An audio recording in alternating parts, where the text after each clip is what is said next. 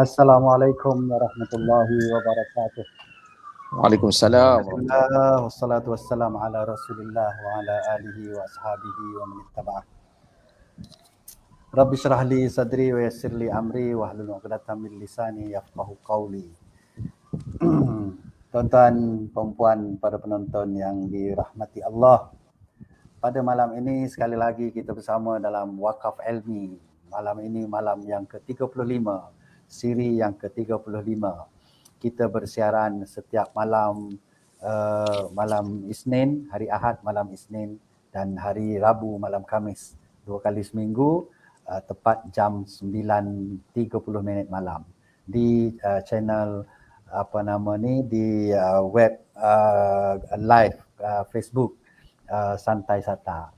Jadi pada malam ini alhamdulillah kita bersama dengan dua tetamu.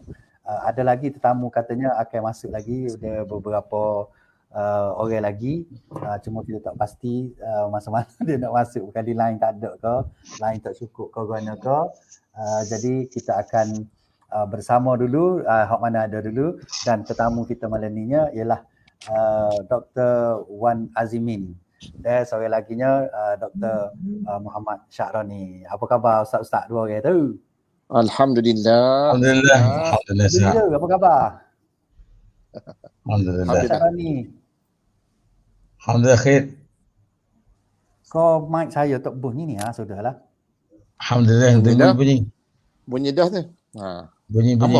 Saya pula tak buat, tiba-tiba tak bunyi suara ni. Kejap. Sudahlah. Ada terakhir cik Ustaz. Dr. Syaroni. Tes 1 2. Assalamualaikum. Tak bunyi ni. Sudahlah. Buat ni. 1 2 3.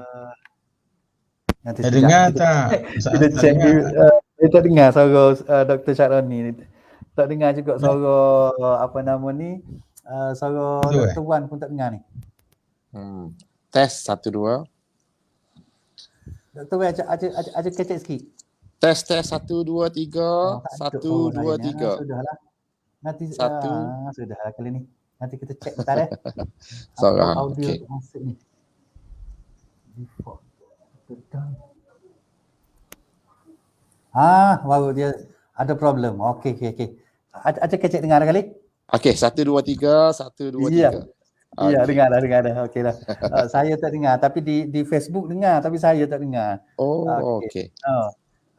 Dr. Syaroni, cuba cek sound check. Cubaan. Okey, beres. Okey, beres. Alhamdulillah. Saat ni molek-molek tu buat, tiba-tiba dia padam, suara tak bunyi. Muncul kita setting sikit ni, alhamdulillah. Alhamdulillah. Okey, malam ni kita akan bersama 3 orang kita lah dulu. Sebab tetamu-tetamu kita yang lain mungkin tak boleh masuk ke ataupun ada masalah ke apa tak tahu. Jadi malam ni kita nak cerita tentang tajuk kita sebagaimana yang kita janjikan. Tajuk kita ialah kau tetap di hati ataupun kau sentiasa di hati. Kita masih lagi dalam konteks kita memperingati Nabi kita Muhammad sallallahu alaihi wasallam. Jadi di antara benda yang kita kena letak di hati kita, bukan batin tubuh Nabi tu, memang kita boleh nak masuk batin tubuh Nabi dalam diri kita. Tetapi tentunya malam ni kita nak bercerita tentang sunnahnya yang ditinggalkan kepada kita.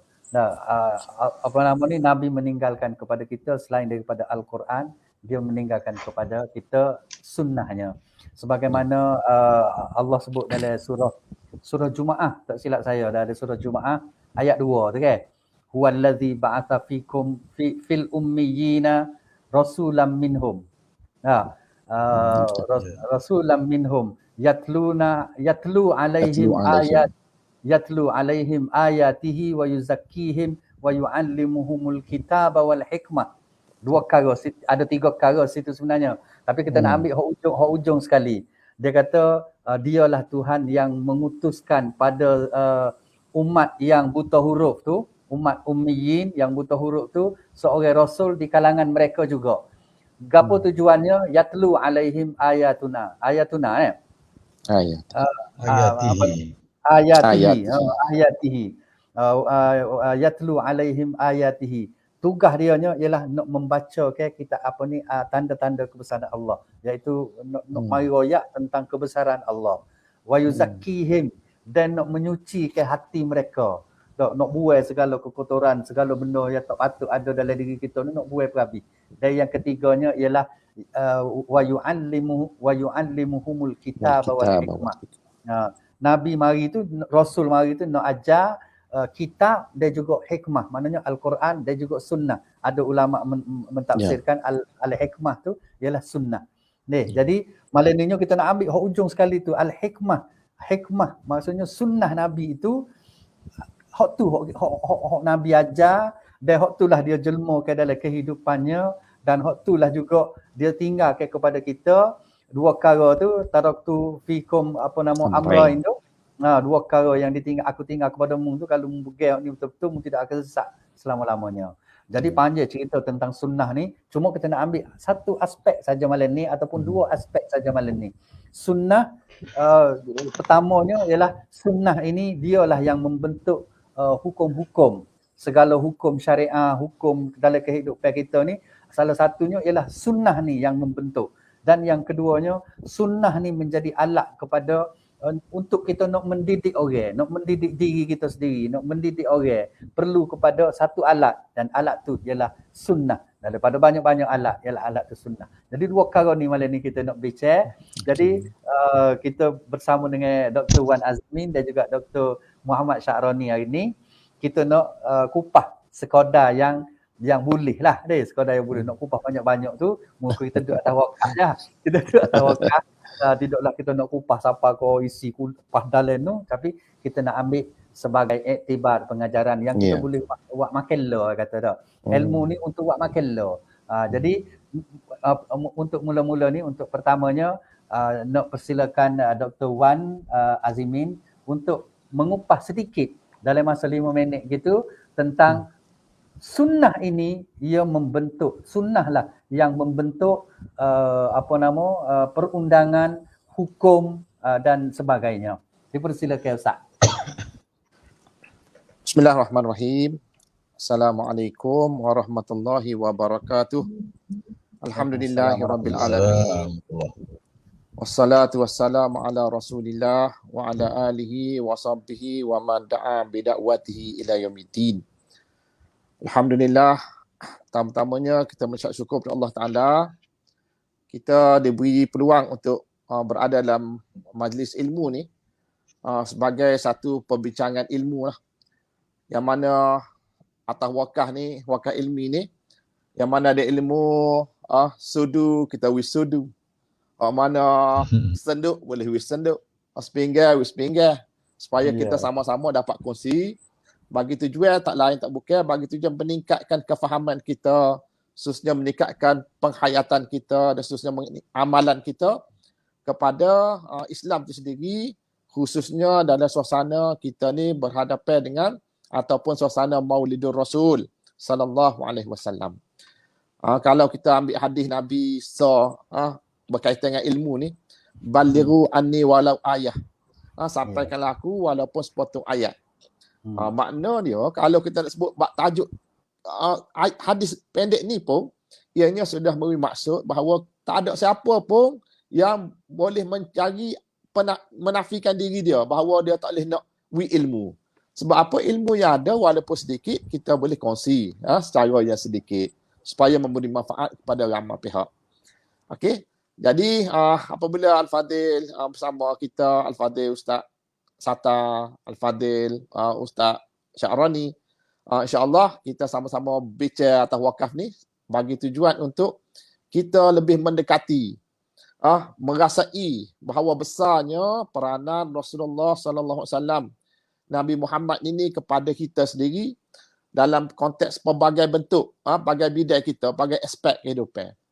Apabila ditanya pada saya, khususnya yang saya nak beri pada hari ini dalam kaitan tentang peranan as-sunnah dalam sumber hukum, sebagai sumber hukum dalam kehidupan kita.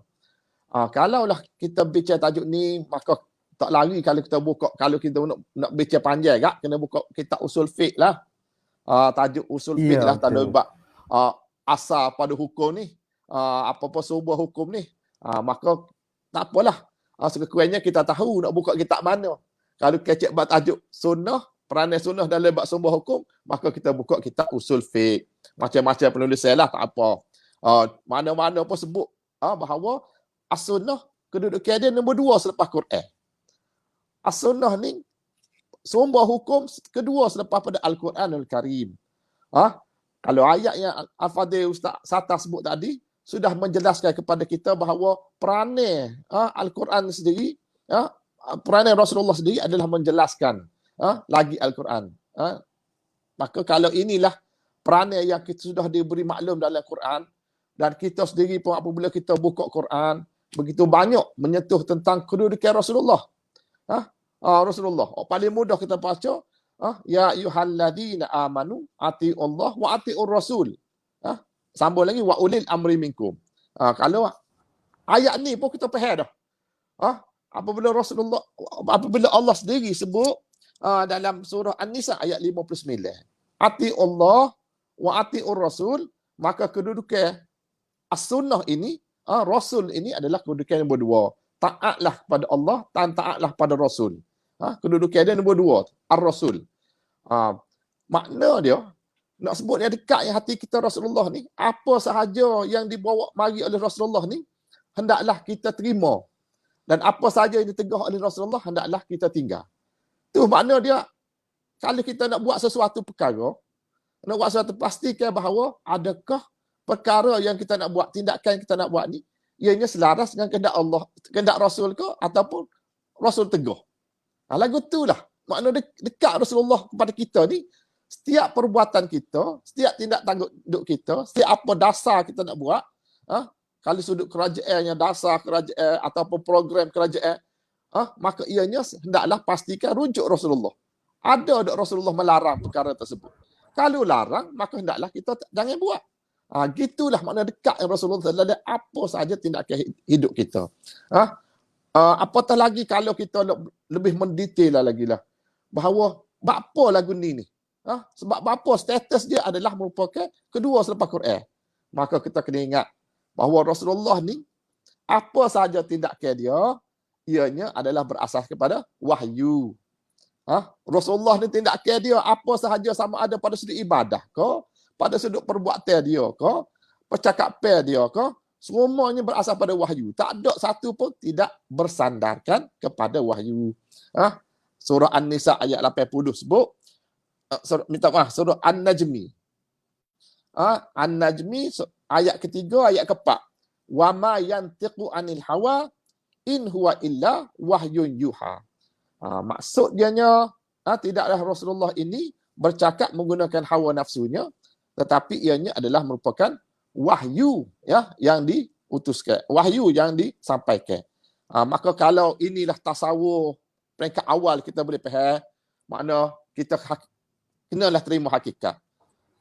Hidup Rasulullah itu, sirah Rasulullah itu 10 tahun di Mekah, 13 tahun di Madinah, selama 23 tahun selepas dia menerima wahyu yang pertama, Quran, wahyu yang pertama, ayat Quran surah Iqra ni, sehinggalah ayat yang disebutnya antara lain dikata ayat yang akhir sekali adalah ayat al-yauma akmaltu lakum dinakum wa atmamtu alaikum ni'mati wa raditu lakumul islami dina. Ayat daripada surah Al-Maidah ayat yang ketiga. Disebut dalam kitab Ruh Al-Ma'ani, inilah ayat yang akhir dalam bab hukum. Jadi kalau inilah perjalanan Rasulullah, penerimaan Rasulullah ataupun menerima wahyu itu sendiri, maka sudah semestinya terlalu banyak pedoman, petunjuk yang memberi petunjuk kepada kita dalam aspek hukum yang bersandarkan kepada as-sunnah itu sendiri. Sekat itu dulu peringkat awal. Ustaz Sata, boleh dah deh? Ya, boleh. Boleh dah sebagai mukadimah deh. Comel. Maknanya as-sunnah ini sama maknanya kalau dia nombor Al-Quran tu nombor 1, sunnah ni nombor 2. Dan dua-duanya adalah daripada sumber yang sama, iaitu daripada Allah. Al-Quran tu pun wahyu, sunnah pun wahyu. Maknanya sunnah ini adalah wahyu. Maka dua-dua tu wahyu. Cuma yang jadi nombor 1, nombor 2 ialah kerana proses turunnya. Proses turunnya Quran ada cara proses turun dia. Wahyu ada cara, ada pun ni sunnah ni ada cara dia. Jadi itu je yang menyebabkan berbeza di antara Quran dengan sunnah. Tapi dua-duanya merupakan sumber hukum. Makanya Nabi kata wama atakumur rasul, apa ni, Allah kata wama atakumur rasul fakhutuhu wama nahakum anhu fantahu. Apa yang datang daripada rasul tu mu ambil semua. Dah ambil semua. Mana mari daripada Nabi kena ambil semua. Quran ko, sunnah ko, gapo ko, mari daripada Nabi ambil semua. Wa manahakum anhu, barang yang dilarang maka mu kena fantahu. Berhenti, kena stop, jangan buat. Dek. Jadi tak timbul kalau hok tak suruh. Ada dia problem lah ni nya. Hok tak suruh, hok tak larang. Ada Nabi tak suruh. Lepas tu bila kita kata kita tak buat, muka Nabi tak suruh buat, dia kata Nabi larang kau. Sebenarnya dua ni dia kita buat hok dia suruh, tak buat hok dia larang. Tak buat hok dia larang. Bila buat hok dia suruh, bermakna hok dia tak suruh tak kena buat walaupun dia tak larang. Dan kita kena faham gitu. Maknanya ada benda yang kita buat bila ada orang tegur kita lah. Ada kita buat satu, dia tegur kata, dia kata, tak boleh buat ni sebab Nabi tak suruh. Tak, kita tak boleh nak jawab. Pas Nabi tak larang, tak boleh nak jawab gitu dah. Sebab Nabi tak suruh. Ayat yang tadi tu jelas-jelas dah. Wa ma atakumur rasul fakhuzu. Tak, mu ambil hak suruh ya. Hak dia suruh buat tu mu ambil, mu amal. Hak dia tak suruh, tak sahlah walaupun dia tak larang. Itu kita faham cara mudah-mudah. Okey, terima kasih Dr. Wan. Kita nak pergi kepada Dr. Sya'roni pula. Dr. Sya'roni, saya nak minta doktor jelaskan sedikit secara mukaddimahnya dulu bahawa selain daripada as-sunnah ini dia merupakan sumber untuk membentuk hukum hakam, dia juga adalah sebagai alat untuk kita mendidik. Kita nak didik anak kita, nak didik diri kita, nak didik siapa-siapa pun, maknanya sunnah ni sebagai alatnya. Jadi nak minta doktor kalau boleh cerita sikit lagu mana. Dipersilakan. Okey, terima kasih. Assalamualaikum warahmatullahi wabarakatuh. Bismillahirrahmanirrahim. Alhamdulillahi rabbil alamin. Nahmaduhu wa nasta'inuhu wa nastaghfiruhu wa nastahdihi wa natubu ilaih. Wa sallallahu ala habibina al-Mustafa Muhammadin sallallahu alaihi wasallam wa ala alihi wa sahbihi wa tabi'in. Terima kasih kepada Ustaz Sata, moderator, rakan kita ahli panel Dr. Wan Azimi dan rakan-rakan kita ada Ustaz Yusri. Ustaz Yusri bersama juga kita pada malam. Alhamdulillah semua para dan penonton-penonton yang ada di luar sana, live yang mengikuti wakaf ilmi pada malam ini, siri yang ke-35.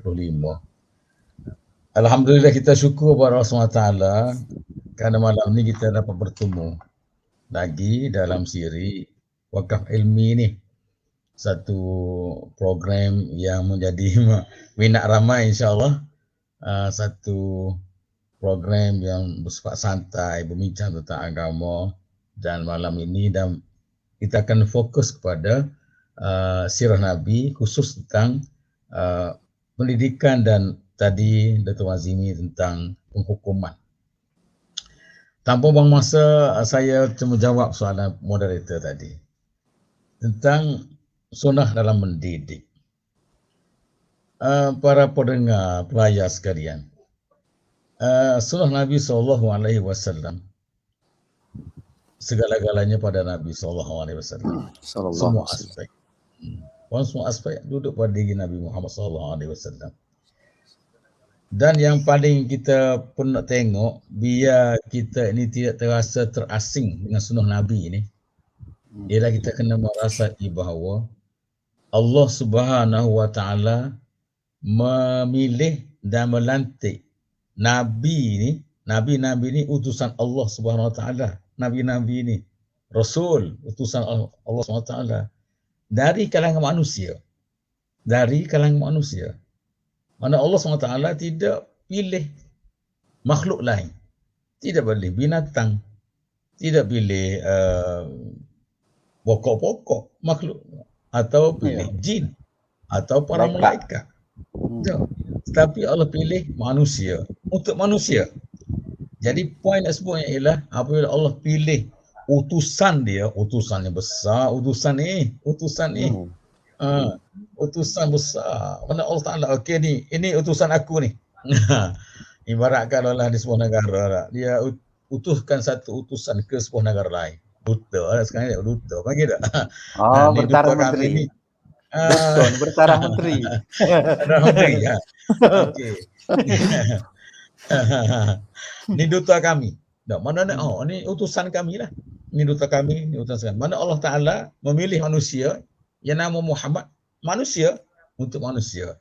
Jadi apabila nanti manusia sebagai utusan Allah Ta'ala besar nilainya kepada manusia, maksudnya adalah apa-apa yang dibawa oleh manusia yang bernama Muhammad ini adalah tidak pelik untuk manusia. Tidak pelik untuk manusia. Sebab dia manusia juga. Kita manusia juga. Sama manusia. Jadi apa yang dia buat, logiknya kita boleh buat. Kalau malaikat tak boleh lah. Malaikat dia boleh ngai, itu tak boleh ngai. Jin boleh nusuk kita. Dan ni Muhammad tidak. Tak, Muhammad adalah qul ana basyarum mislukum. Ana basyarum mislukum. Aku adalah manusia sepamu juga. Cuma aku diberi. Tak boleh ngai lah, tak boleh ngai, tak boleh terbang. Tak boleh ngai. Tak boleh jalan atas air. Tak boleh jalan atas air. Supaya kita yamshi fil aswaq. Jalan di kedai supaya. So itu poin pertama nak sebut ialah supaya orang pendengar meyakini bahawa Muhammad adalah utusan Allah Ta'ala yang maha besar ni, tetapi dia adalah manusia juga seperti kita. Satu. Balik soal pendidikan tadi, apabila dah dia ni manusia biasa, yang asas adalah mendidik. Yang asas manusia itu mendidik. Dan mendidik ini, model Ustaz Sata dah sebut tadi ayat tadi tu. Ayat nombor 2 surah Al-Jumu'ah itu. Memang tu ayat mendidik tu. Ayat tu ayat mendidik. Ayat mentarbiyah. Itu saya ulang balik. Bismillahirrahmanirrahim. Wallazi ba'atha fil ummiyina rasulan minhum yatlu 'alaihim ayatihi wa yuzakkihim wa yu'allimuhumul kitaba wal hikmata wa in kanu min qablu la fi dhalalin mubin. Surah ayat nombor 2 surah Al-Jumu'ah. Ayat ni lah menjadi teras kepada pendidikan. Ayat ni lah yang menjadi asas kepada pendidikan. Lagu mana Nabi mendidik sahabat, yang menjadi sunnah itu yang kita akan ambil untuk mendidik kita dan masyarakat pada hari ini. Itu dia poin besar situ. Para pendengar sekalian. Saya sebut tadi, dah sebut cara sudah lalu, tapi saya nak perincikan sikit soal pendidikan. Iaitu ada beberapa perkara di situ. Pertama, Allah sebut begini, Allah bangkitkan seorang rasul dari kalangan orang-orang yang ummi buta huruf kepada orang ummi juga. Ummi pada ummi juga. Tapi tugasan apa dia? Tugasan pentarbihan, tugasan pendidikan. Pertama, yatlu 'alaihim ayati. Baca ayat-ayat Quran. Baca. Okey. Nombor 2, wa yuzakkihim, mentazkiyah, menyucikan jiwa hati mereka. 2.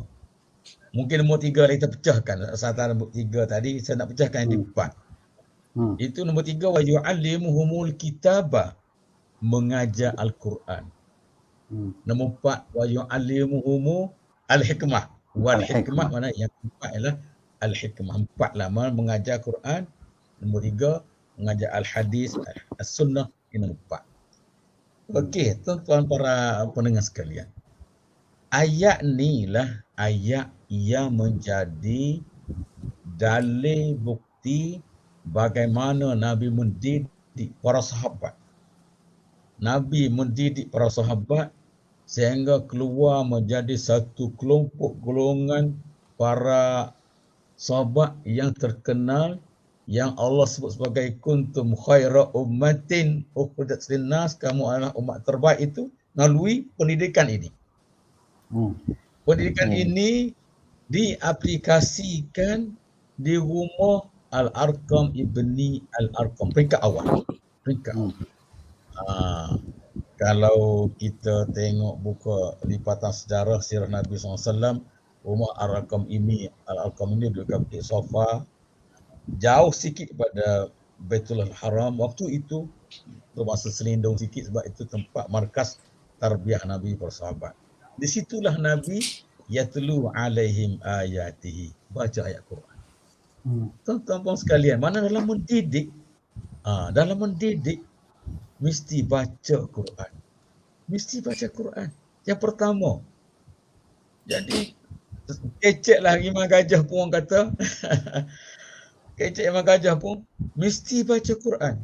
Para pentafsir menyebut dalam yatlu alaihim ayat ini mujarrad tilawatil Quran. Semata-mata baca Quran. Mana setiap hari mesti baca. Mesti baca. Jadikan Quran itu kawan kita, rakan kita di dunia ini. Rafiqa. Allah di Quran ana rafiqa, di dunia rafiqa, saya rakan. Mari kita baca semua.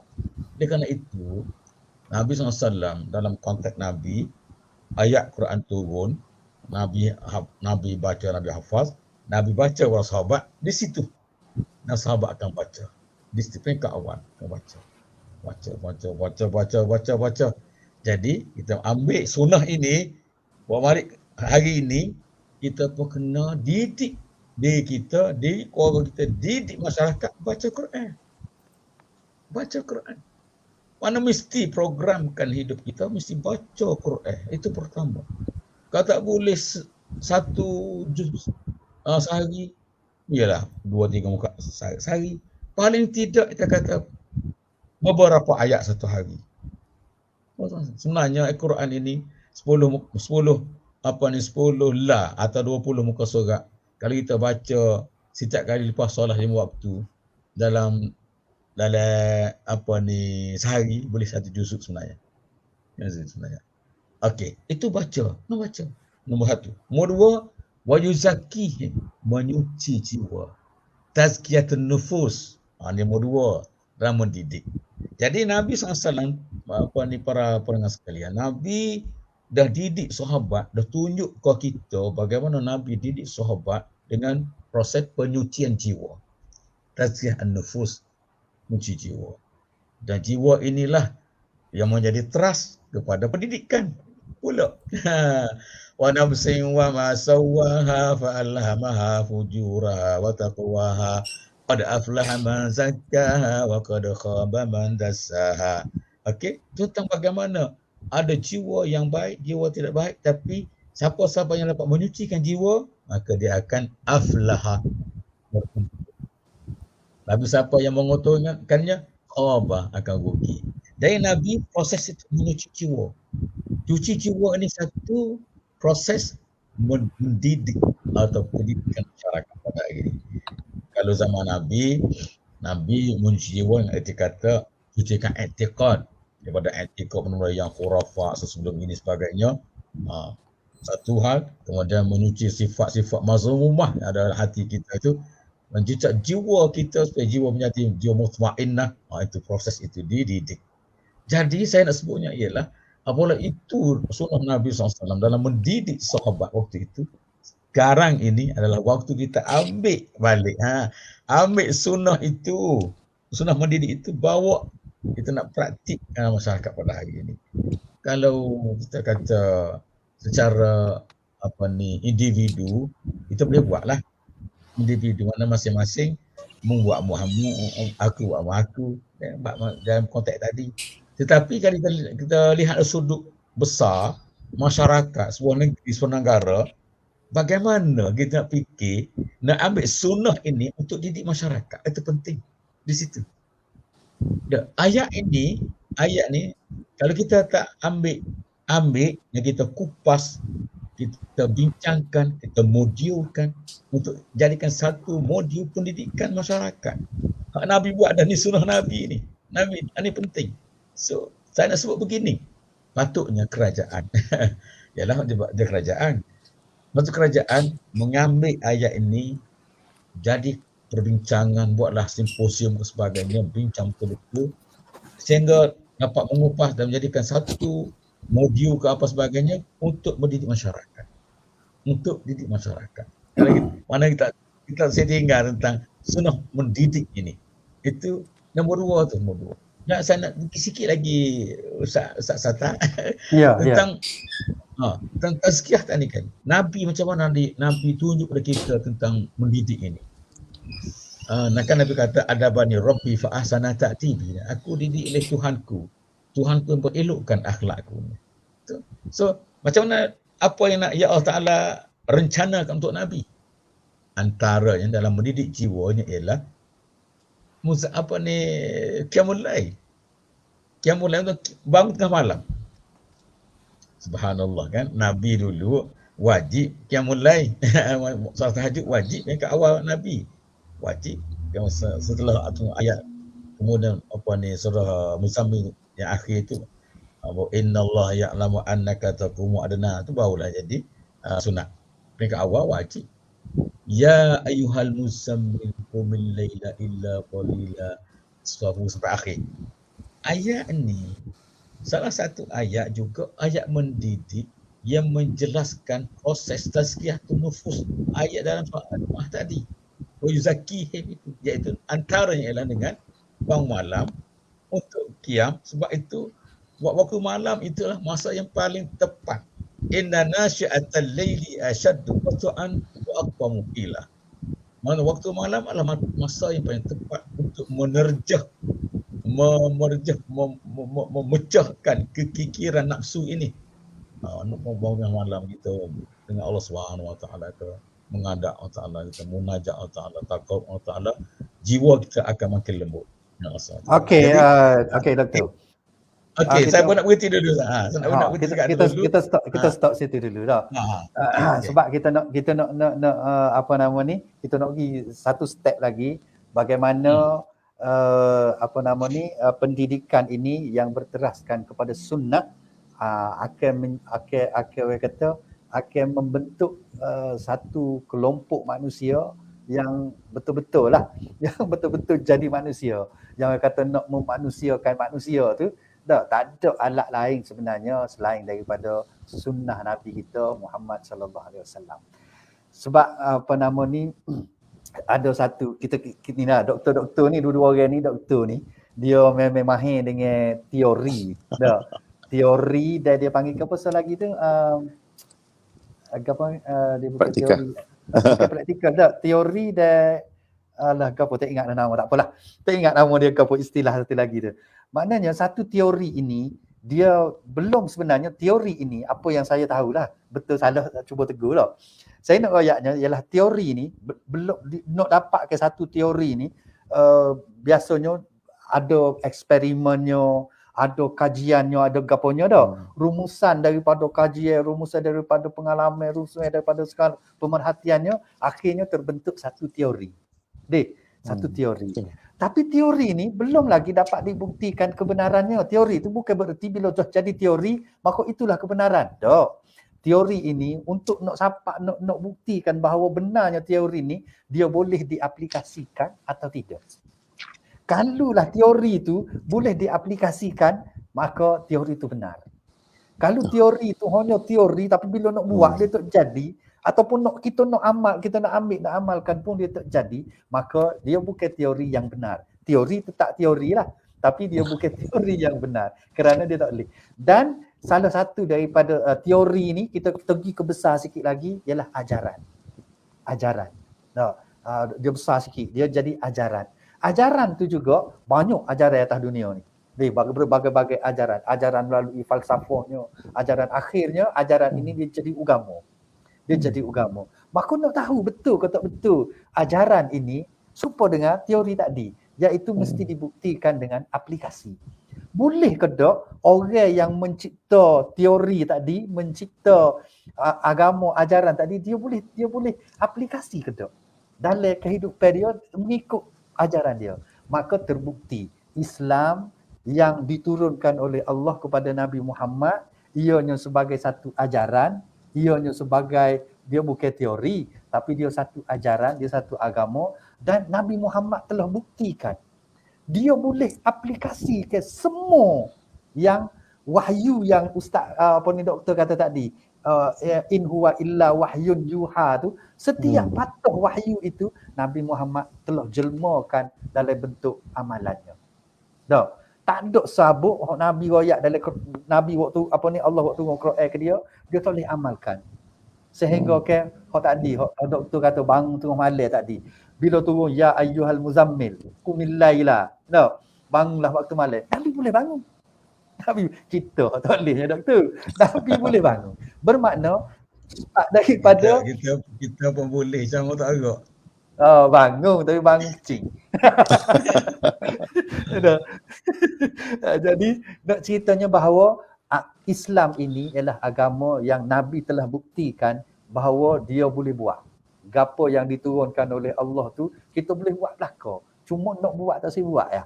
Dah. Dan bila Nabi boleh buat belaka, ajaran Al-Quran melalui dia buatnya, dia jelmakan melalui sunnahnya, maka terbuktilah bahawa ajaran ini adalah ajaran benar. Ajaran ini ajaran yang paling sesuai untuk manusia. Sebab apa? Sebab Nabi yang doktor kata tadi, Nabi itu adalah manusia, maka dia boleh buat.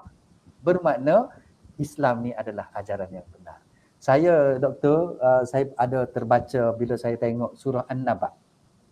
Surah An-Naba, surah Amma yatasaalun anin naba'il azim. An-Naba tu. Saya kita tengok makna An-Naba. Yang daripada An-Naba itulah jadinya Nabi. Timbulnya perkataan Nabi tu daripada perkataan An-Naba. Maka bila tak baca dalam surah An-Naba tu, An-Naba ni maksud dia satu berita yang bukan setakat terkini, bukan setakat sensasi, tetapi dia lebih daripada itu. Berita yang sangat menggemparkan, bukan setakat menggemparkan orang Mekah, bukan menggemparkan orang Madinah, tetapi dia menggemparkan dunia. Manusia seluruhnya gempar dengan berita An-Naba. Dan orang yang menyampaikan berita itu dipanggil Nabi. Maknanya Nabi ini dia bukan mari jadi penglipu lara, royak cerita atau wakaf apa kita duk cerita ni. Bukan gitu. Tapi Nabi membawa satu risalah yang besar yang menggemparkan dunia ini. Ada satu soalan sebelum kita pergi kepada Dr. Wan. Ada satu soalan daripada sahabat kita, orang muda, dia kata dia ni, Imi Suhaimi. Dia kata lagu mana kalau boleh ustaz cerita ke, ustaz-ustaz kita cerita ke, lagu mana nak mari biar nak masuk rasa cinta kepada Rasul ni biar melekat sungguh di hati kita. Jadi jawapannya ialah malam ni lah kita duk cerita tentang sunnah. Kalau sunnah ni ada pada diri kita, maka dia akan masuk meresap dalam hati kita. Tapi kalau duk setakat laukana bainanal habib, kalau duk main nyanyi gitu, tak masuk. Yahanana, tak masuk rasa cinta dalam hati. Duk rasa seronok gitu je. Rasa cinta kepada Nabi ni bukanlah semestinya kita duduk puja dia dengan yahanananya. Allah, Allah, arisna ya Rasulullah. Hak tu sekadar nak menghibur hati saja. Bukan nak tambah rasa cinta kita kepada Nabi. Rasa cinta kita akan bertambah satu langkah rapat masuk dalam hati kita apabila satu sunnah Nabi kita amalkan. Betul. Jadi tu jawapan saya lah. Dan jawapan keseluruhan kepada soalan ni, malam ni kita start tadi lagi sampai pagi ni, itulah jawapan dia secara Imi Suhaimi. Jadi kena tunggu sampai habis lah, baru kita tahu. Okay. Jadi terima kasih Imi kerana dia tanya tu, jadi kita respon jawab sikit lah. Bukan jawab tapi respon saja. Okay, kita nak beralih kepada Dr. Saya tak alih skrin ni, tak nampak muka kita, tak nampak muka orang lain. Aku nak alih skrin, alih buah ni. Jadi nak cerita, Dr. Wan, kita nak minta Dr. Wan cerita sikit lagi, lagu mana kata sunnah ni membentuk hukum. Tadi Dr. Wan kata sunnah ni ialah dengan sunnah lah terbentuknya hukum. Lagu mana? Lagu mana sunnah tu bentuk hukum? Kalau boleh Dr. Wan cerita sikit. Okay. Terima kasih Fadil, Ustaz Sata. Kalau kita nak Sebelum tu Wan, kita nak ucap ya. tak ada dah Dr. Yusri, dia ilegal timbul. Tak muka pun tak nampak dah. Ada pula tapi tak apa. Kalau ada kita akan berinteraksi dengan Ustaz lepas ni dah. Yusri dia. Tu ada. Ustaz Yusri dia line dia macam ni sikit. Okey, teruskan. Okey, kita nak soalan yang berbakit berkaitan macam mana kita nak tengok peranan sunnah ni memberi hukum, sumber hukum dalam kehidupan kita. Asasnya gini ya, apabila kita tengok bahawa kehidupan kita sendiri ni ianya akan bermakna sekiranya dia beri nilai. Islam hari ni ada sudut fiqhnya, pada sudut fiqhnya, setiap perbuatan mukallafin, kalau kita pengertian fiqh tu sendiri, setiap perbuatan mukallafin ni ianya tertakluk kepada hukum. Setiap perbuatan orang yang mukallaf, orang yang berakal, orang yang boleh dikenakan taklif, tolaknya budak kecil orang gila tu, tak apalah. Dia tak payah, tidak dipertanggungjawabkan dah. Maknanya Rasulullah mari ni ianya bawa mari satu nilai hukum kepada kehidupan kita. Apa sahaja perbuatan kita yang mana kita rasa bahawa itu adalah perbuatan yang bukan masuk ibadah, masih lagi tertakluk pada hukum. Kita makan, kita ayat makan. Makan ni ianya asasnya harus al-ibahah. Semua sekali asas semua sesuatu ni ibahah. Tetapi kalaulah makanan itu ianya termasuk dalam larangan. Larangan al-khamru. Apa ni? Arak. Apa khamar ni? Arak. Walaupun nama timuh. Walaupun nama timuh arak ni tetap nama dia haram. Tak sedap royak dah. Nama lagu mana pun nama dia. Dulu gambar kakoh lah macam-macam gambar kan. Jadi anchor lah macam-macam dulu. Lah ni nama Melayu dah. Jadi tetap haram. Asalnya sebab apa? Ada sandaran hadis, ada sandaran Quran. Mengatakan itu adalah haram. Mu tak payah bacalah ayat Quran apa semua. Begitu juga, tetapi dalam banyak perkara ianya adalah al-ibahah. Ianya adalah merupakan sesuatu yang harus. Perkara makan nekbak ke, wah ke kocang ke, onde-onde, barang tu barang harus belaka lah tu. Jangan makan banyak lah. Masalahnya kita jumpa lah. Apabila makan banyak tu boleh bawa mudarat tak boleh. Jadi itu benda dia.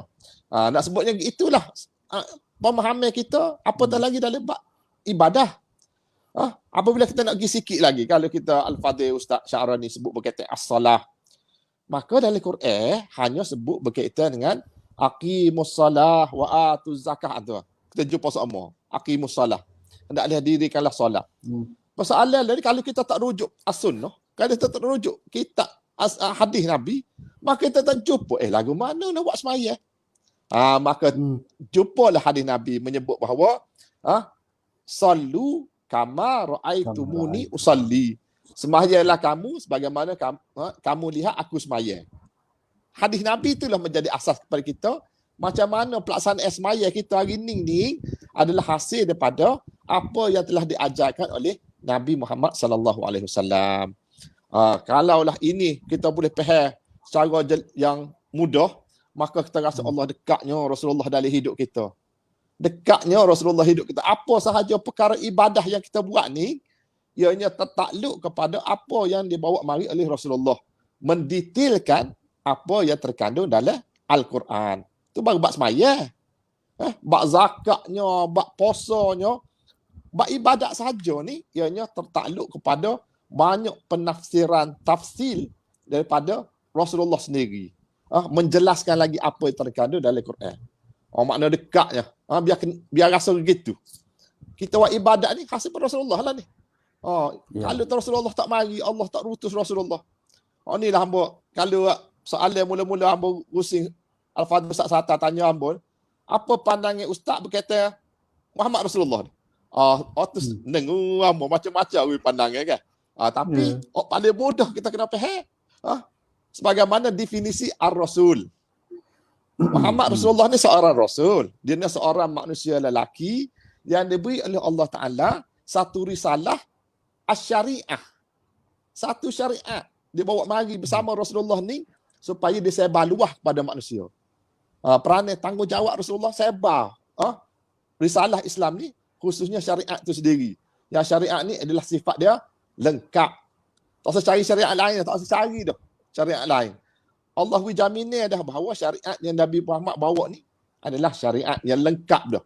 Dalam bab semaya dia, dalam bab muamalah, menjauhi riba, semua tu ada belaka. Dalam bab usrah, fiqh usrah. Kita baca kalau sebut nama syariat ni, mana kita jumpa fiqh lah. Kita baca fiqh usrah, fiqh muamalah. Semuanya sudah ada panduannya dibawa mari daripada as-sunnah. Jadi kalau nak beri berjawab secara mudah kepada Al-Fadhil Ustaz Syahrani sebut tadi, Ustaz Sata sebut tanya soalan tadi, maka jelas kepada kita seluruh kehidupan kita ini ianya tertakluk pada nilai hukum yang mana semuanya ini bersandarkan kepada as-sunnah. Nak jawab juga kena jawab kat soalan Iming tadi. Iming minta tips. Tips dia memang hamba wisati lah. Maka kena belajar lah. Poinnya kena belajar. Nak serapat dengan Rasulullah, nak rasa cinta, kasih Rasulullah ni, kena belajar dan kena hayati. Kena hayati. Kalau kita tak belajar, maka kita rasa bahawa kita semaya ni supaya orang lain semaya aja. Tetapi apabila kita semaya dengan perasaan bahawa aku semaya ni adalah bagi tujuan melaksanakan sunnahnya, semaya sunatnya melaksanakan sunnah, maka itu sebenarnya lebih mendekati lagi cinta kasih kita pada Rasulullah sallallahu alaihi wasallam. Wallahu alam. Okey. Jadi untuk nak mendekatkan diri kita, nombor satu tadi Dr. Wan kata nak mendekatkan kita kepada Nabi, nak suruh mari timbul rasa cinta kita kepada Nabi, maka kita kena belajar. Belajar ke apa? Belajar sunnah-sunnahnya. Belajar tentang sirah sejarah perjalanan hidup Nabi. Belajar sunnah Nabi, belajar hadis. Dan di antara ilmu yang awal pupus ialah ilmu hadis, ilmu mustalah hadis. Tapi ni alhamdulillah bila adanya orang kata institusi-institusi pendidikan agama secara swastanya gaponya, ilmu hadis ni bangkit semula. Dalam setahun dua tahun akhir ni, ilmu tentang mustalah hadis, cerita tentang bagaimana hadis daripada mulut Nabi siapa kau kita telinga kita learning tu lalu ke proses lagu mana. Timbul proses lagu mana, learning sudah orang belajar balik.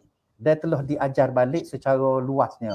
Dan dalam proses nak bangkit semula ni, maka berlakulah berbagai kontroversi lah yang kita dengar sehari dua hari tu orang cerita ada seorang ustaz tu dia kata hadis ini diasaskan atas zon.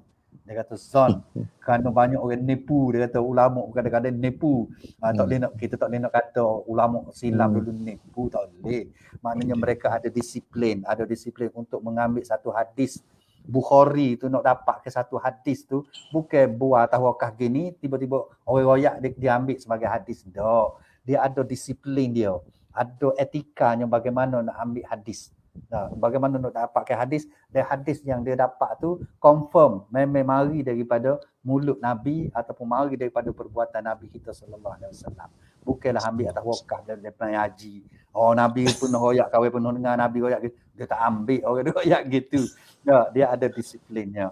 Maka samalah disiplin bagaimana Quran hak 30 juz tu sapa kepada kita, lagu itulah proses hadis tu. Lebih kurang lagu tu juga, maknanya ketatnya. Quran ni 6,000 ayat lebih, 6,200 ayat ni telah melalui proses. Learn ni tak guna proses dah. Kita learn ni proses kita menjaga saja. Kita tak perlu dah nak riwayat tak perlu dah. Cuma kita perlu jaga. Begitu juga hadis. Hadis ni pun kita tak perlu dah. Kata mengambil daripada siapa mereka tak perlu dah. Sebab sudah lengkap, sudah sempurna. Proses pengumpulan hadis tu sempurna dah. Maka kita terima saja, tapi kita kena belajarlah. Kena belajar untuk mendekatkan diri kita kepada Nabi, nak suruh rasa cinta kita kepada Nabi. Dengar dia kata gapo.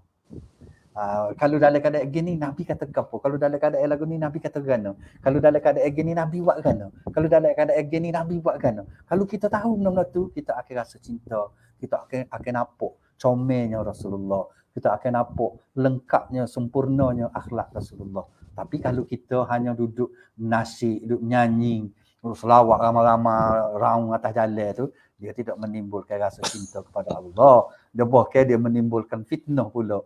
Orang bukan Islam kata, oh lagu ni buat memuji Nabi mung melaung tengah jalan wawah dengan spanduk dengan gapo. Bukan tak boleh. Tetapi kalau hak tu dia tidak melambaikan semata-mata dia tidak melambaikan kita kasih, kita sayang kepada Nabi kita. Bukan sekadar tak boleh buatlah. Tapi tak cukup dengan sekadar tu. Dengan sekadar kita nyanyi dengan nasyidnya katok gendai, palu gendai, gedung. Dah. Tanda cinta kepada Tuhan, kepada Nabi. Perlu hujak kata dah serok tekuk-tekuk melaung. Tidak hak tu. Hak tu sampingnya je, hiburan kita ya, sebagai hiburan semata. Okey. Ada sahabat-sahabat kita lagi. Tak ada soalan setakat ni. Nanti kalau ada soalan saya akan baca. Okay? Soalan terima kasih pada ramai ni Ibnu Najah. Ibnu Najah ni nak try masuk, tak boleh masuk ni, dia line dia sekat, dia kata Ustaz Isri ni line sekat. Boleh masuk tapi tak ada gambar ni. Suara tak pasti pun ke tak suara tak tahulah. Ada suara kau Ustaz Isri? Acik nyaut sikit. Tak ada suara. Tak ada suara Ustaz Isri, tak apa. Kita nak pergi kepada Dr. Syarani. Kita nak pergi sikit lagi tadi bahawa pendidikan, mendidik ni satu benda yang di asas. Maknanya tujuan utama Nabi ialah saya pula ada line sakut sikit. Okey. Gapo kata menjadi asas dah. Nabi ni ialah pendidik yang terulung dan dialah contoh kepada pendidik-pendidik lain. Sama ada seorang bapa nak didik anak, seorang guru nak didik murid, gapo saja yang betul mendidik, maka Nabi lah menjadi role modelnya. Jadi kita nak dengar sikit lagi tentang pendidikan ni daripada doktor. Silakan. Okey, terima kasih. Saya nak sebut begini, sambung hak tadi. Ya. Iaitu tadi saya kata Nabi SAW ini telah menjadi satu membawa satu panduan bagaimana nak mendidik masyarakat. Ayat nombor 2 surah Jumaat itulah ayat yang patut saya kata kena kita kupas, kita bincang, kita keluarkan satu buku ke satu manual ke atau modul ke diguna pakai untuk mendidik masyarakat. Saya kata begini, kepada sebuah negara atau negeri sepatutnya mereka mengambil tanggungjawab bagaimana untuk mendidik masyarakat. Mendidik lagu mana? Tengok hari ni, tuan-tuan sekalian, hari ni gapo tidak ada isu dalam masyarakat. Kalau baru ni di waktu PKP isu rogol meningkat di Kelantan. Isu tak ada, isu ekonomi pun masalah jelas itu. So isu-isu ini, isu dada, isu buka aurat dan sebagainya itu sepatutnya kerajaan lah secara kuasa besar melihat secara serius. Dan perlu ada satu cara bagaimana untuk mengasati isu-isu itu. Saya nak sebut bahawa inilah ayat ni sepatutnya diambil, diolah, dikupas, kemudian dilaksanakan dalam sebuah negeri itu. Di Kelantan kita pun, kalau kita masuk KB Mall, seolah kita duduk di Amerika dah lah ni. Saya lama dah tak pergi KB Mall. Kata lama tak pergi nak rayak lah, kata masuk KB Mall seolah duduk di England dah kita ni. Seolah gitu. Padahal tak jauh sangat pada isu dekat sangat itu berapa meter je saja. So di mana tugas? Inilah saya nak sejarahkan bahawa ayat tadi, surah Jumaat tadi dan Rasulullah buat mendidik sahabat sehingga Allah Ta'ala isyar sebagai kuntum khairu ummah tadi, inilah patut kita ambil untuk didik masyarakat. Kalau kita ambil ni modul ini, maka terbiarlah Quran itu adalah yang ditinggalkan dan dipraktikkan oleh Nabi dan sunnahnya, tapi kita tak ambil untuk laksanakan, maka rugi. Okey. Jadi nombor 1 tadi yatlu alim ayati, nombor wa yuzakihim. Nombor 3, wa yu'allimuhumul kitabah, mengajar Al-Quran. Mengajar arti kata mentafsir, tadabbur, mentafsir, memahami, mengkaji, menganalisis dan istinbat daripada pengajaran daripada Quran itu. Maknanya kata lain, ayat tadi yatul alim ayati, baca saja mujarrad tilawatul Quran, baca Quran saja. Hak ni yu'allimuhumul kitab, mengajar, maknanya kita memahami teks Al-Quran itu. Oleh kerana itu 6,000 lebih ayat itu patut juga pihak-pihak berkenaan perlu ambil, keluarkan dan sampai pada masyarakat. Bukan baca saja. Bukan baca saja. Perlu ambil, mari kupas dan heboh kepada masyarakat. Ini dia Quran. Ini Quran gini. Sama didik. Cuma secara teknikalnya bagaimana sebuah kerajaan itu boleh melaksanakan modul ini secara lebih tepat, terperinci, lebih menepati konsepnya, itu teknikal lah. Tapi perlu buatlah macam mana nak sampaikan ilmu isi Quran itu pada masyarakat. Itu nombor 3. Nombor 4 ialah wal hikmah. Ni hikmah hadis, sunnah Nabi SAW. Setelah mengajar Al-Quran, mengajar Quran, sudah memahami Al-Quran. Nombor akhir ialah mengkaji, memahami dan mempraktik as-sunnah Nabi sallallahu alaihi wasallam. Hak ni yang kita sebut tadi kan. Mana secara khususnya as-sunnah ini. As-sunnah ini sangat banyak. Dari sudut sunnah qauliyah, masya-Allah. Sunnah takririyah, masya-Allah. Sunnah af'aliyah pun masya-Allah banyak tentang pendidikan ini. Sampai Nabi sendiri boleh tunjuk pada kita bagaimana secara praktiknya Nabi tunjuk bagaimana mendidik anak-anak ini.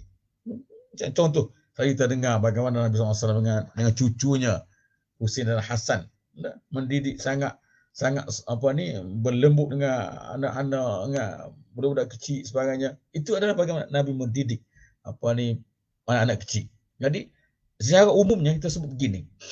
Dalam sunnah Nabi SAW ini, dalam Al-Hikmah ini, kita kena kupas, kita kena faham sunnah Nabi ini untuk kita praktik dalam kehidupan kita.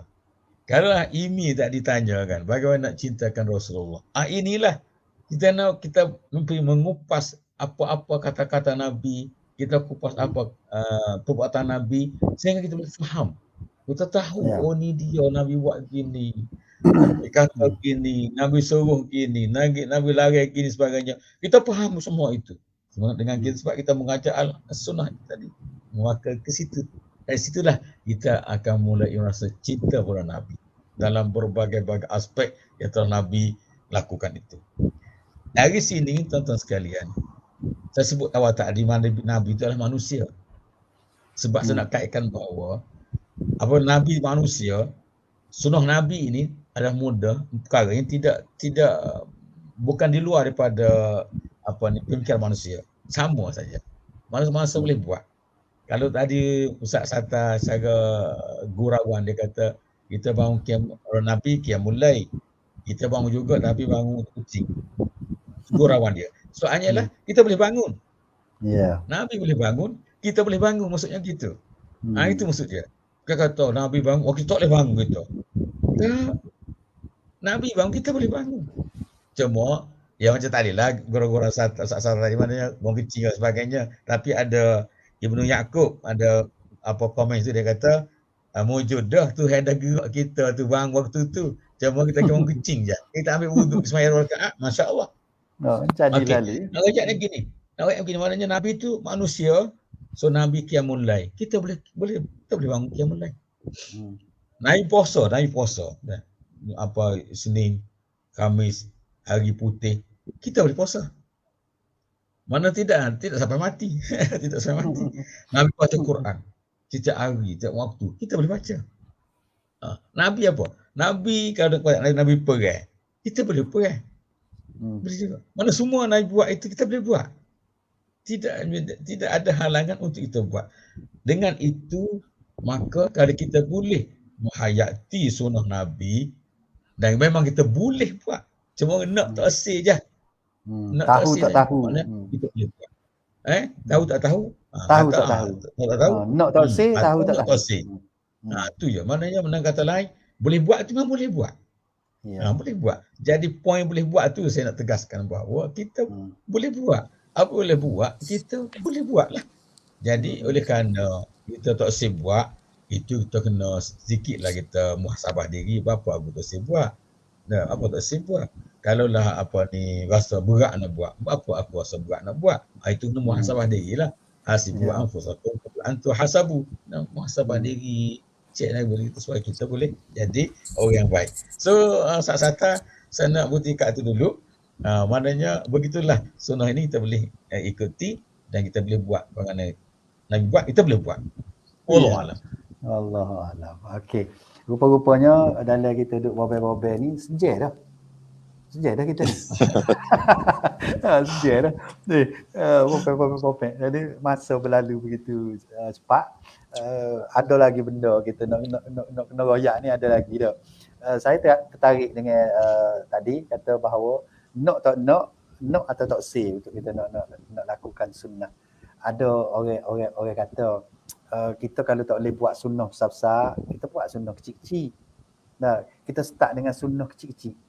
Sunnah, apa sunnah kecil-kecil Sunnah makan dengan tangan kanan. Walaupun kita duk biasa makan dengan tangan kanan tu, tapi kalau kita makan dengan tangan kanan, kita kata ini sunnah, dia jadi sunnah lah. Makan dengan tangan kanan. Janggut mudah sekali tak? Sipai janggut. Mudah sekali. Janggut.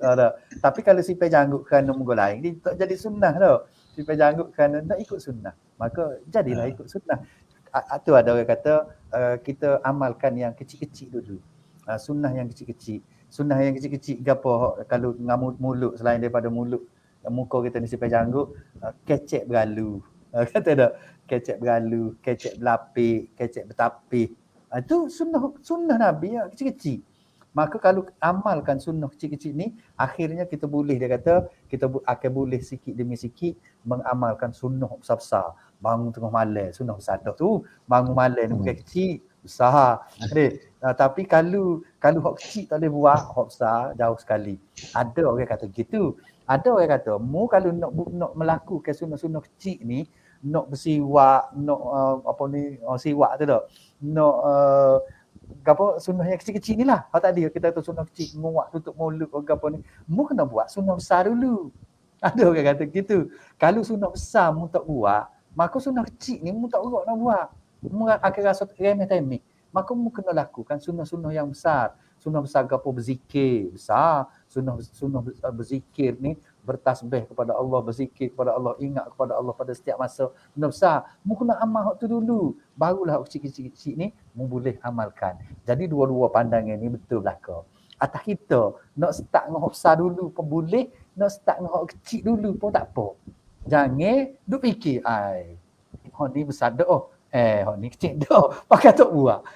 Buatlah hak mana-mana. Kalau kita mampu buat hak kecil, kita buat hak kecil. Kalau kita mampu buat hak besar, kita buat hak besar. Sebab ada orang kata, sunnah ni walaupun dia kecil, dia berat. Sunnah ni walaupun dia kecil, tapi dia berat. Banyak halangan. Saya duk goda kita. Nak sipai janggut, bukan senang. Orang kata senang, tak syukur. Tak. Ada orang yang berasa gatal, dia berasa malu, dia berasa takut. Ke warung, ke orang kata kita warung, ke orang kata kita nak mati. Dia macam-macam. Orang tak dia dia akhir dia tak buat. Walaupun sunnah tu kita kata sunnah yang kecil. Jadi atas kita untuk kita nak masuk ke rasa cinta kita kepada Nabi ni, maka sunnah inilah sebagai alatnya. Sunnah kecil-kecil ataupun sunnah besar-besar. Maka kalau kita berasa kita nak start dengan sunnah besar, kita start dengan sunnah besar. Kalau kita rasa sunnah kecil, yang kita boleh buat sunnah kecil-kecil, kita buat dengan sunnah kecil-kecil dulu. Lepas tu dia akan gigi kepada yang sunnah yang lebih besar. Jadi untuk akhir sekali, untuk kita round yang ketiga ni, kita nak beri 2-3 minit lah. Kerana kita tak ada tamu, malam ni tak masuk tamu kita. Janji nak masuk, berkali ada masalah. Ustaz Yusri masuk pun tak boleh nak berinteraksi dengan kita. Terima kasih. Assalamualaikum. Waalaikumsalam. Boleh? Okey, kalau boleh, tanyalah kalau nak tanya kau sepatah dua. Bunyi suara orang kata. Ustaz Yusri ya. Okay, ada nak kata Assalamualaikum warahmatullahi wabarakatuh. Waalaikumsalam. Tu gambar pun ada tu. Allahu akbar. Minta maaf banyak baru boleh lain. Okey. Okey, terima kasih pada Sata, sahabat panel Fadil Dr. Sa'rani, Fadil Dr. W. Azimi. Di masa kecederaan ni ada 3 perkara yang nak dikongsi daripada awal tadi.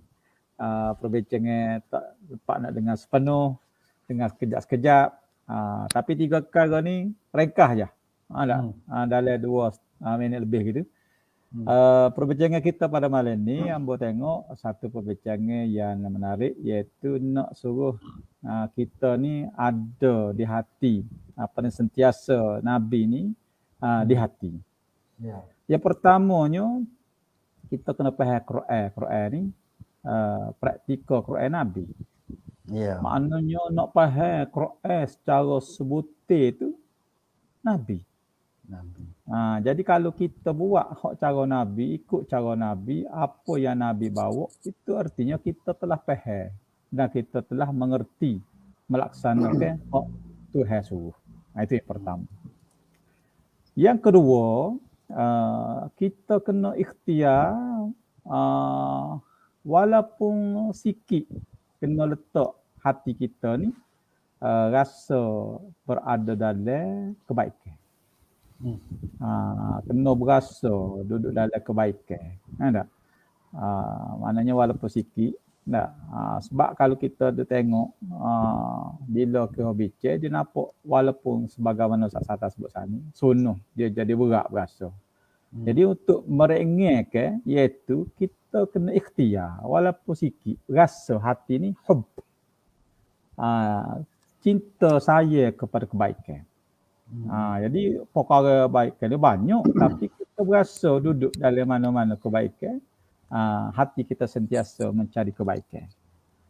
Dan yang ketiga, yang akhirnya, iaitu kita kena meletakkan bahawa apa yang Nabi tak buat itulah perkara yang kita kena beringat. Takutnya geleceh. Kena beringat.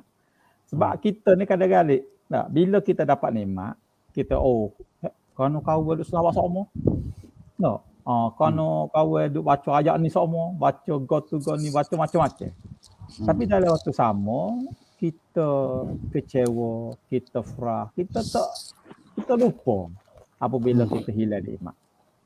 Jadi kita sentiasa beringat supaya kita tidak geleceh daripada apa yang Nabi bawa. 3 perkara nak kongsi. Terima kasih saya Sri. Dia semangat Ustaz Isri ni, saya main tabik dah. Daripada awal tadi nak terang nak masuk. Ustaz Hashim tadi, Ustaz Hashim masuk tadi. Ustaz Hashim ada masuk mental, lepas tu dia terang lain dia tak lagi, dia kata tak apalah, ambo duduk belakang-belakang lah. Lepas tu dia tubi. Tak kuat semangat, dia tak kuat dah. Ustaz Isri lain tak kuat lagi tu.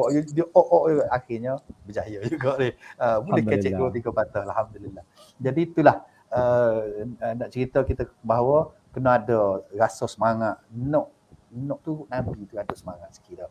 Maka nak turut ni, biar kita nak turut yang betul daripada Nabi, bukan raih-raih ambil atas wakah, ambil atas kedai kopi dah. Orang kata ni sunnah, kita pun ambil, bukan gitu. Sebab disiplinnya ada disiplinnya. Maka kita pun kena berdisiplin dalam mengambil hadis-hadis Nabi. Biar kita amal sikit tapi dia ori. Sebagaimana kalau kita makan madu, kalau kita makan madu, kita nak minum madu yang ori. Walaupun boleh minum 2 titik, 3 titik, setengah, 2 teguk, kalau hok ori jauh beza dengan kita minum segelas 2 gelas tapi hok capur.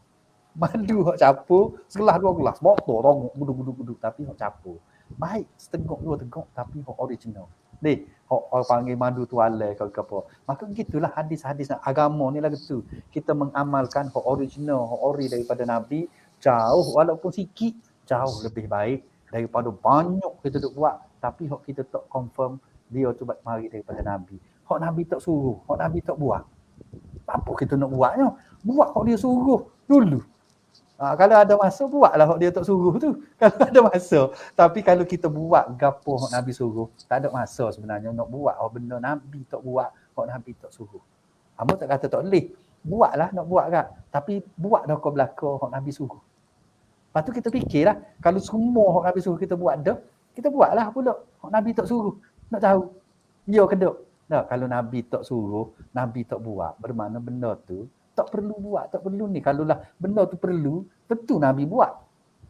Kalau Nabi tak buat, mana benda tak perlu buat.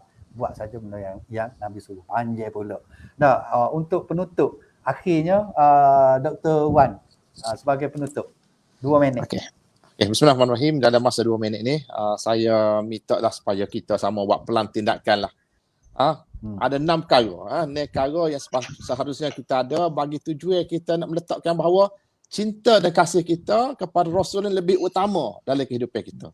Yang pertama, kita yakin dan pertingkatlah iman kita kepada Rasulullah sallallahu alaihi wasallam. Yang kedua, belajarlah tentang sirah dan sunnah Rasulullah sallallahu alaihi wasallam. Yang ketiga, amallah as-sunnah sekadar mana kemampuan yang kita boleh buat. Yang keempat, hiasilah diri sebaik mungkin dengan akhlak Rasulullah. Yang kelima, perbanyakkanlah selawat pada Rasulullah. Yang terakhir, yang keenam, biarlah kita ada semangat dan rasa hendak ingin meneruskan perjuangan meletakkan risalah Rasulullah di tempatnya sebenar. Kalau rasanya kalau kita meletak 6 perkara ni sebagai pelan tindakan kita, nescaya insya-Allah kita boleh menjadikan Rasulullah sebagai ikutan kita. Bukan sekadar ikutan, tetapi akhlak yang kita bawa ini, yang akhlak Rasulullah ini menjadi ikutan juga kepada anak buah kita. Anak-anak didik kita supaya kita juga mendapat pahala. Ingat ada satu hadis Nabi yang menyebut bahawa man sanna sunnatan hasanatan falahu ajruha wa ajruha man amila biha ila yaumil qiyamah wa man sanna sunnatan sayyi'atan falahu wizruha wa wizruha man amila biha ila yaumil qiyamah atau kama qala. Yang maksud dia lebih kurang, sekiranya kita buat satu amal yang baik, maka kita diikuti, amal perbuatan kita diikuti, maka insya-Allah kita akan dapat pahala kita buat dan juga pahala orang yang sunnah yang tidak baik, ikutan yang tidak baik. Orang ikut, tetapi ikutan itu memberi kesan dosa hasil pada kita buat dosa tu, dan juga orang dosa pun kita juga tanggung ila yaumil qiyamah. Rasa itu saja yang rasanya sekadar kesimpulan bagi tujuan siri ke-35 ni. Wabillahi taufik wal hidayah. Assalamualaikum warahmatullahi. Ya, terima kasih. Terima kasih Dr. Wan, penutup yang orang kata kalau kita nak tinggal rumah, kita koci, kedegung koci pintu tu, orang lain tak boleh buka dah. Mana aku mancing atau aku mahming. Penutup yang sangat memberi manfaat kepada kita. Nek karo ni kalau kita betul-betul ada dalam diri kita, maka lahirlah apa yang kita dah sebut dalam tajuk kita ni, kau tetap di hatiku. Nek karo ni Rasulullah akan berada dalam hati kita. Tentu sekali dah. Jadi 2 minit juga kita bagi kepada Dr. Syarani. Silakan. Okey, terima kasih. 2 poin saja. 2 minit 2 poin. Ya. Yang pertama, Aisyah radhiyallahu anha, isteri Nabi sallallahu alaihi wasallam. Ditanya tentang akhlak Nabi, dan jawapan Aisyah itu satu jawapan yang sangat hebat, menjadi panduan bagi kita semua. Kana khuluqul Quran, akhlak Nabi adalah Al-Quran. Jadi Nabi adalah pengamal, orang yang praktikkan apa saja yang ada dalam Al-Quran. Atau kata lain, Al-Quran yang kita baca itu adalah mushaf yang ditulis. Satu lagi Quran yang hidup ialah Nabi Muhammad sallallahu alaihi wasallam. Maka ikutilah apa yang dilakukan oleh Nabi Muhammad sallallahu. Nombor 2, dalam soal cinta, soal untuk melaksanakan sunnah Nabi SAW dan sebagainya, sudah pasti kita tidak akan lari daripada doa kepada Allah Subhanahu Wa Taala. Sekuat mana kita sekalipun, sehebat mana kita sekalipun, kita tidak akan lari daripada sentiasa berdoa pada Allah Subhanahu Wa Taala. Termasuk soal kecintaan pada Rasulullah. Kita mesti berdoa pada Allah SWT agar Allah SWT mengurniakan kepada kita kecintaan pada Rasulullah. Kalau Imi tadi pun tanya bagaimana cara, antaranya ialah doa kepada Allah SWT untuk Allah Ta'ala tampak rasa cinta kita pada Allah, cinta pada Rasulullah. Maka pada terakhir ini saya nak kongsikan satu doa. Allahumma inna nas'aluka hubbak wa hubba man yuhibbuk wa hubba amali yuqarribuna ila hubbik. Ya Allah, kami memohon padamu cintamu ya Allah, dan cinta orang yang mencintaimu ya Allah, iaitu Rasulullah, dan amalan-amalan yang boleh buat kami pada cinta padamu ya Allah. Sekian, wabillahi taufiq wal hidayah. Wassalamualaikum warahmatullahi. Waalaikumsalam. Ya, tu pun penutup pair. Kalau tadi dengan anak koci besar dung. Ni dengan nyelok. Selok pintu selok tu kudu kum tak boleh buka. Jadi saya pun tak boleh nak ulah nak gapo dah. Memang kemak-keming dah. Cuma daripada saya penutup, saya nak tutup walaupun tidak longgar nak tutup pagar ni, boleh buka bila-bila masa. Nak ceritanya bahawa cinta kepada Nabi ni kita perlu latih lah. Dia beza kita latih nak suruh nak kat orang, nak suruh orang nak kita. Dia ada cara nak suruh orang tu sayang kita. Dah, dia kena kita juga buat. Kita kena buat gapo dia suka. Kita nak suruh orang tino kita, bini kita sayang kita. Kita kena beri gapo dia nak, dia suka. Nak suruh anak sayang kita, kena beri gapo yang dia suka. Dia suruh sayang kita. Belanja dia, makan jap belanja dia minum air dah. Ada cara. Kalau nak suruh kita sayang kat orang, tu payah. Payah sikit lah. Nak suruh kita sayang kat orang, mari rasa cinta kat orang, jadi payah sikit. Dia kena latihan yang lebih sikit. Nak suruh orang sayang kita, bagai-bagai cara kita kena buat. Kita boleh buat supaya orang sayang kita. Tapi ni nak suruh kita sayang kat orang, payah. Nak paksa dia, mu kena buat gitu baru aku sayang. Tak boleh, Nabi tak ada dah. Nak paksa Tuhan kata mu kena sayang kat aku. Tuhan mu kena buat gini kat aku baru aku sayang kamu. Tak okey kita nak kata gitu. Nabi pun gitu juga. Nabi mu kena beri apa-apa lah kat aku baru aku sayang kamu. Tak okey lah gitu. Bermakna mari dalam hati kita juga maka payah. Tapi ada jalan dia dah. Tuhan kata in kuntum tuhibbunallah fattabi'uni. Qul in kuntum tuhibbunallah fattabi'uni. Royak Muhammad kepada budak-budak ni, kepada kita semua ni, kalau mu sayang kat aku, mu turut Nabi, mu turut aku. Maka kitanya cara satu je nak sayang ke Nabi, nak sayang ke Allah, iaitu turut yang gapo dia buat. Jadi kecek mudah lah dah. Nak buat tu payah. Jadi sama-samalah kita berusaha. Ada benda yang kita boleh buat sore, macam kita selawat, sore kita nak pupuk rasa sayang kita kepada Nabi, berselawat sore-sore kita. Ada sunnah yang kita tak boleh nak buat sore-sore. Kita kena buat secara berkelompok, secara berjamaah. Jadi kita kena sama-sama lah. Sore-sore orang kata tak akan berjaya nak menghidupkan sunnah, nak sayang kepada Nabi ni. Kita sore je. Orang lain tak sayang, tak jadi juga. Jadi kita kena pakat pokok kita untuk sama-sama kita memupuk rasa kasih sayang kita kepada Nabi, kasih sayang kita kepada Allah, dengan kita sama-sama pakat menghidupkan sunnah Nabi, hak kecil-kecil dan juga hak besar-besar. Jadi saya nak tutup setakat tu. Terima kasih kepada Dr. Wan Azimin, terima kasih juga kepada Dr. Muhammad Sya'rani, dan terima kasih kepada Ustaz Yusri yang bersama dengan kita, dan terima kasih juga kepada pelayan-pelayar kita malam ni, ramai malam ni. Ada Imi Suhaimi, ada Pak Syekh, ada Ibnu Yaakob, ada Amir Ismail Cik Kok, ada siapa lagi ramai deh. Ada lagi. Hok tak ada ramanya, ada tak ramai mana, tapi hok tak ada ramai. Tak apa. Jadi saya nak berhenti setakat tu. Terima kasih. Kita jumpa pula pada malam Rabu 27 hari bulan ni dengan tamu-tamu yang lain pula, dengan cerita-cerita yang lain pula, tetapi masih lagi berkisar di berkisar dalam bab Rasulullah sallallahu alaihi wasallam. Banyak lagi benda yang kita nak kupas, banyak benda lagi yang kita nak korek supaya menimbulkan rasa sayang kita kepada Nabi, dan kita sayang dengan cara yang betul, bukan sayang dengan cara tidak betul. Jadi kita berhenti setakat tu. Aku lu qauli hadza astaghfirullah li wa lakum. Wassalamualaikum warahmatullahi wabarakatuh.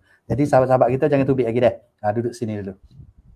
Kita berhenti. Waalaikumsalam warahmatullahi wabarakatuh. Okey, jaga tubik dulu dah. ربنا إنا نعوذ بك من هذا الوباء ومن كل مرض وسقم وبلاء اللهم إنا نسألك يسرا ليس بعده عسر وغنى ليس بعده فقر وأمنا ليس بعده خوف وسعادة ليس بعدها شقاء اللهم إنا نعوذ بعظمتك من الأمراض والأسقام والفتن والمحن ما ظهر منها وما بطن ربنا عليك توكلنا وإليك نبنا وإليك المصير